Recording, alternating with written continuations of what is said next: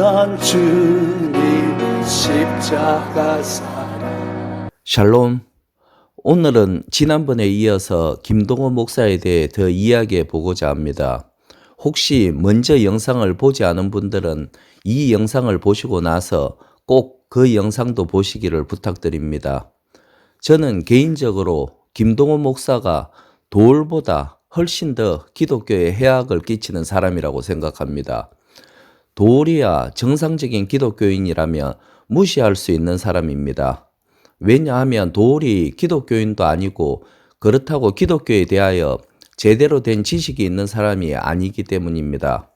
그러나 김동호 목사의 경우 우리나라 기독교인들 중 상당수가 따르고 있고 그가 매일 올리는 날기새, 날마다 기막힌 새벽이라는 설교 영상을 매일 수만 명, 많게는 10만 명 가까이 보고 있기 때문입니다.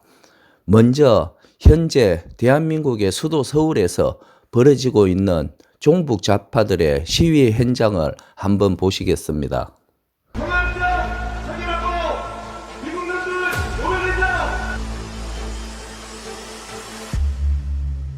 동아시아 상인하고 미국 놈들 오래된다. 자주 없이 평화 없다. 한미동맹 회개하라. 6.25가 일어나기 전부터 소련 스탈린이 세운 무지하고 비열한 김일성은 남한을 적화시키기 위해 두 번이나 스탈린을 찾아가서 남조선을 해방시키겠다며 허가를 요청했으나 당시는 미군이 주둔하고 있었기에 스탈린은 허가하지 않았습니다.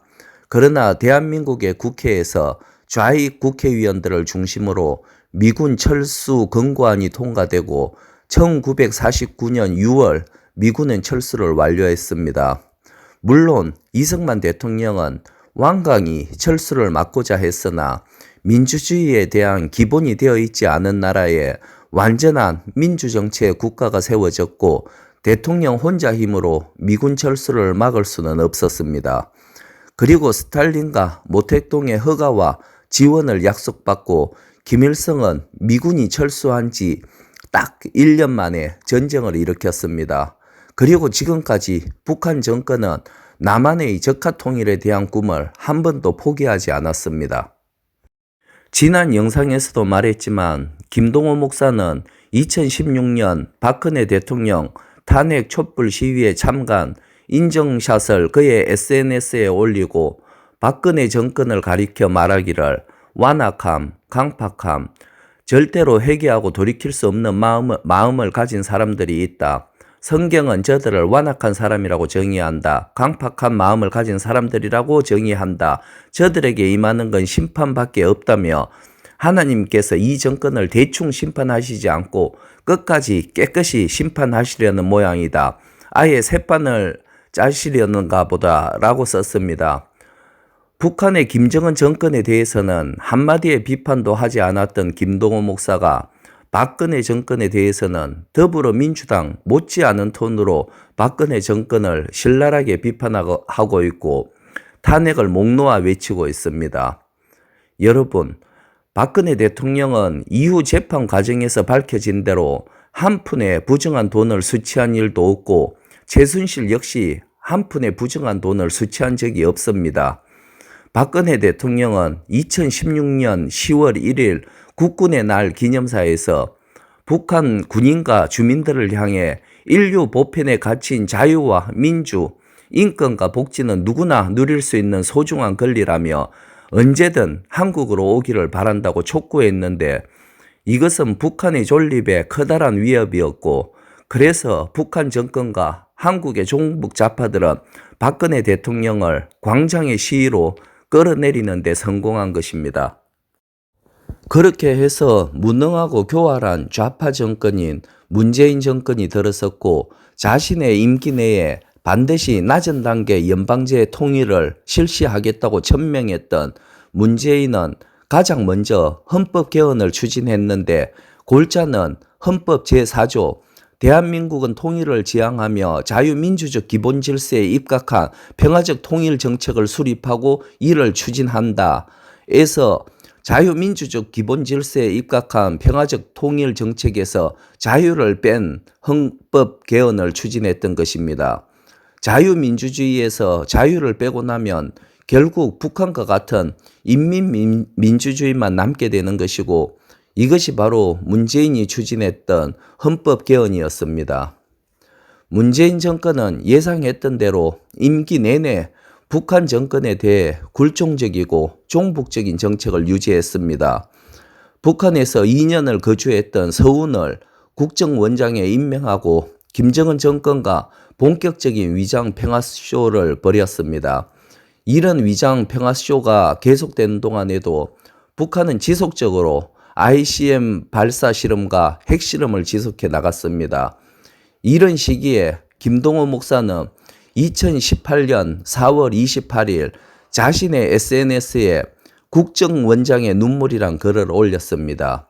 여기서 국정원장은 서훈입니다. 김동호 목사의 SNS 글을 읽어드리겠습니다. 이 사진을 보며 나도 흐느껴 울었다. 여기서 이 사진이란 사진에서 보는 대로 전대의장 출신인 임종석이 환하게 웃고 있고 서훈은 남북 회담이 열린 것에 감격해서 눈물을 흘리는 장면입니다. 계속 읽어드리겠습니다. 국정원장이 우리 국민들에게 이렇게 감동을 준 적이 역사에 있었나 싶다. 남북 정상이 합작하여 만든 위장 평화쇼, 야당 당수의 기막힌 판문점 정상회담에 대한 논평이다. 정신 나간, 죄송, 정치인들 한둘 본 건 아니지만 이건 비교가 안 된다. 감옥에 갈 각오하고 한 대 줘 박아주고 싶은데 서 원장님 때문에 참는다. 첫 단추를 잘 꿰었다. 그러나 아직도 평화의 길은 가야 할 길이 멀다. 그동안도 여러 번 첫 단추 잘 꿰고 마무리 못한 적이 많다. 그래서 못 믿어하고 불안해하는 국민들이 많다. 그러나 이번에도 그러기는 쉬워 보이지 않는다. 전혀 개인적인 생각이지만 트럼프가 만만하지 않다.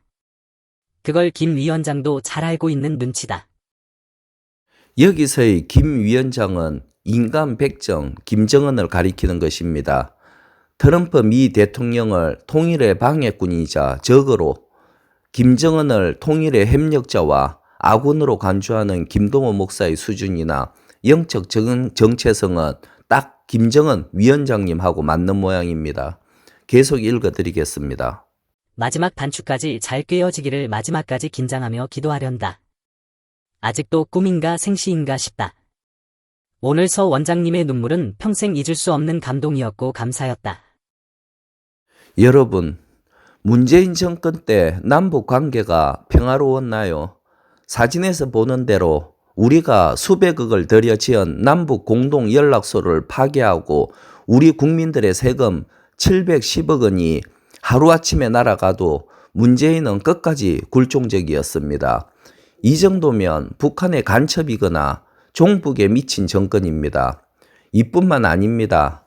50명이 근무하는 개성공단 남북연락사무소에 전력과 식수를 100배나 많은 5,000명 분량의 전력과 식수를 보냈습니다. 나머지 4,900명 분의 식수와 전력은 다 어디로 갔겠습니까? 이것 외에도 태생적으로 대학생 시절 주사파에 빠져 위대한 수령 김일성 동지, 줄여서 위수 김동, 친애하는 지도자 김정일 동지, 줄여서 친지 김동, 즉 위수 김동과 친지 김동을 외치던 주사파 정권에서의 대북 굴종과 반미, 친중, 종북적 행태는 끝이 없었습니다. 사진에서 보는 대로 북한 초소에서 우리나라 초소를 향해 사격을 하고 그 증거로 지피의 총알 자국이 선명하게 남았는데도 안개 때문에 오발한 것일 거라며 북한을 두둔했습니다. 이들에게는 우리의 국군 젊은이들의 생명은 안중에도 없었던 것 같습니다. 문재인과 김정은의 정상회담과 공동선언은 모두 위장평화이고 오히려 우리 국민의 대북 경계심만을 허물어뜨리는 북한의 통일전선 전술일 뿐입니다. 김정은과의 공동선언, 평화협정으로 평화가 지켜지는 것이 아니라 그것들은 단지 종이 쪼가리에 지나지 않는다는 것은 좌익에게 선동되지 않은 자들, 양심에 화인 맞은 자들이 아니라면 누구나 알 수 있습니다.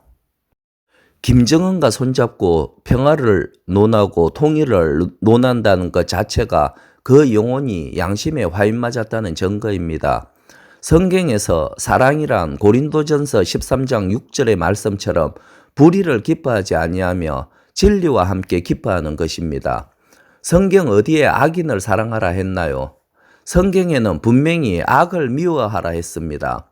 악을 미워하라 했지 악인을 미워하라 했냐고 말장난하는 사람들이 있을지 모르겠습니다. 그러나 악인은 하나님도 미워하시고 심판하십니다. 하나님이 미워하시는 자들을 사랑하는 것은 악한 것이고 죄입니다. 성경 어디에 바알 제사장들과 화평하라고 했고 우상 숭배자들과 연합하라 했나요? 북한 교회를 완전히 파괴하고 교회의 자리에 김일성 영생탑을 세우고 숭배하게 하는 북한 김일성 우상 집단과 화해하자는 목회자가 있다면 그 사람은 100% 사탄의 자식입니다. 양들을 잡아먹는 늑대에게 관대한 것은 양들에게 잔인한 것입니다. 2천만 우리 동포에게 자유를 빼앗고 인간으로서의 존엄성을 빼앗은 북한 김일성 정권을 무너뜨리고 가련한 2천만 동포에게 자유를 되찾게 해주고 마음껏 하나님께 예배하고 찬양할 수 있도록 할 사명이 우리에게 있는 것이지, 단지 같은 종족이니 이념 사상이 달라도 합쳐야 한다는 생각은 잘못된 것입니다. 북한에 자유민주주의가 들어가면 김정은 정권은 살아남지 못합니다. 아마 북한 동포들의 손에 의해 파멸될 것입니다. 그런 자유민주적 질서에 입각한 통일을 김정은이 회담으로 성사시키리라 생각하시나요? 김정은 정권의 파멸 없는 북한 주민의 해방은 불가능한 것입니다. 결코 김정은과의 회담으로 평화가 올 수 없습니다. 김동호 목사는 2018년 7월 24일 뇌물을 먹고 자살한 노회찬 의원의 죽음을 안타까워하며 자신의 SNS에 글 한 편을 올렸습니다. 읽어드리겠습니다. 노회찬 의원의 죽음을 안타까워하며 정의의 편에 서서 정의를 말하고 불의와 불의한 자에 대하여 눈치 보지 않고 용감하게 말하는 사람은 강한 사람이다. 그러나 그런 사람에게도 치명적인 약점이 있다. 그것은 자신의 불의이다. 그것이 드러났을 때 저들은 대부분 결정적으로 무너진다. 그런 면에서는 불의하고 악한 자들이 체질적으로 강하다. 얼굴이 두껍기 때문이다. 뻔뻔하기 때문이다. 그런 사람들은 절대로 이런 정도의 일로는 죽지 않는다. 절대로. 노회찬 의원이 스스로 목숨을 끊었다. 정당하지 못한 돈 4천만 원을 받은 것 때문에도 힘드셨겠지만 그것에 대한 의혹이 불거져 나왔을 때 자기도 모르게 아니라고 거짓말한 게 더더욱 힘드셨을 것이다. 정의를 말하는 사람은 역경에 강하다. 그러나 수치에 약하다. 불의한 자들은 그 반대다. 다윗을 생각한다. 다윗은 누구보다 위기가 많았던 사람이었다. 임금에게 밉보여 도망다닌 때도 있었고 아들에게 반역을 당하여 신발도 신지 못하고 도망을 가던 때도 있었다. 그러나 무엇보다 다윗의 최대 위기는 다윗의 밧세바와 동침하고 그것을 은폐하기 위하여 그의 남편 우리아를 비열한 방법으로 죽인 것이 나단 선지에 의하여 드러나게 되었을 때였을 것이다. 그 수치스러움은 그 어떤 역경보다 몇 배 힘들었을 것이다. 그러나 다윗은 그 어떤 경우에도 자신의 삶을 포기하지 않았다. 시편 51편은 다윗이 밧세바와 동침한 후 선지자 나단이 그에게 왔을 때 쓴 시편이다. 나는 이런 기도를 하나님께 드리는 인간적인 다윗이 좋다. 다윗은 치명적인 역경과 그보다 더 치명적이었던 수치 속에서도 그 삶을 포기하지 않고 하나님을 붙잡음으로 결국 승리하였다. 사람을 넘어서 하나님의 마음에까지 합한 자가 되었다. 그 치명적인 수치에도 불구하고 말이다. 참으로 아까운 정치인 한 사람이 스스로 세상을 떠났다. 다윗처럼 견뎌내 주시지 하는 생각에 하루 종일 마음이 안타깝다. 여러분은 어떻게 보시나요? 내가 볼 때 김동원 목사는 노빠나 대깨문, 지금의 개딸들보다 더 지독한 종북 좌파입니다. 정말 할 말을 잃게 만드는 날기새 김동원 목사입니다.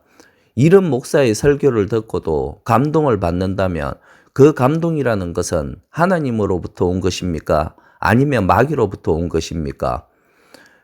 베드로전서 5장 8절에 근신하라 깨어라 너희 대적 마귀가 우는 사자같이 두루 다니며 삼킬 자를 찾나니라고 했습니다. 여러분, 근신하고 깨어있어 마귀에게 속아서는 안 됩니다. 마지막으로 고린도후서 11장 13절에서 15절 말씀까지를 읽고 영상을 마치겠습니다. 그런 사람들은 거짓 사도요 속이는 일꾼이니 자기를 그리스도의 사도로 가장하는 자들이니라. 이것은 이상한 일이 아니니라.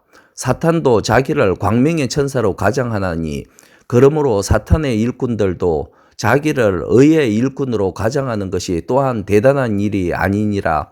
그들의 마지막은 그 행위대로 되리라. 지금까지 영상을 시청해 주신 여러분께 감사드립니다.